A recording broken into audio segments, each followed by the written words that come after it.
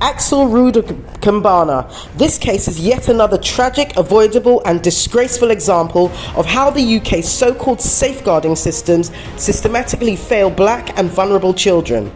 Axel Rudakubana was let down at every stage by his school, by Prevent, by social services and ultimately by the criminal justice system. Each agency had multiple opportunities to intervene, to recognise his vulnerabilities and to support his mental health, yet they all failed. This isn't just a missed opportunity, this is institutional negligence, a deliberate refusal to take responsibility and a clear example of how the UK's schools to prison pipeline is functioning, exactly as it was designed, to push black children into criminality rather than support them.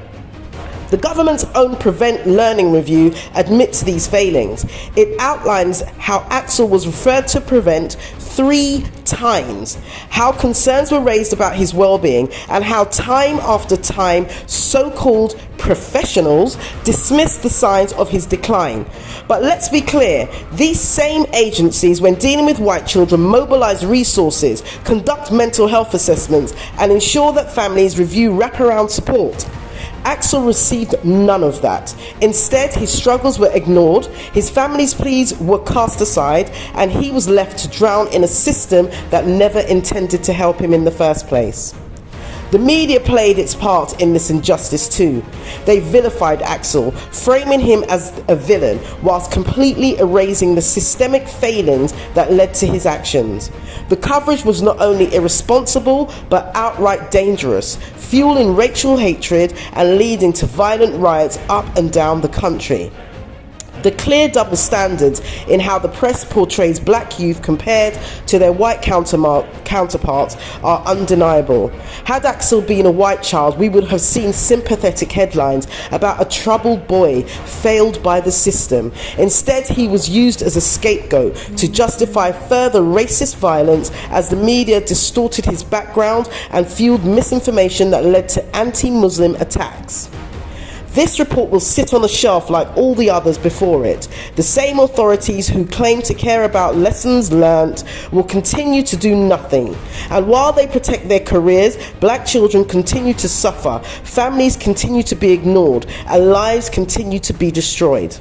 Where is the accountability? Who will face the consequences for these repeated failures? When will the government, schools, social services and the police be forced to answer to their actions?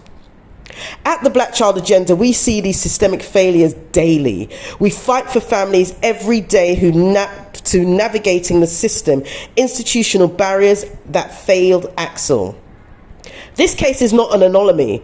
It is part of a long pattern of racist, classist neglect that ensures black children remain over-policed, over-punished and under-supported.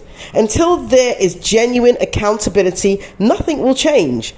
We refuse to stay silent, though, as the Black Child Agenda, while our children's lives are treated as disposable. Enough really is enough. Axel Rudakubana, the community is behind you, and justice does need to be served.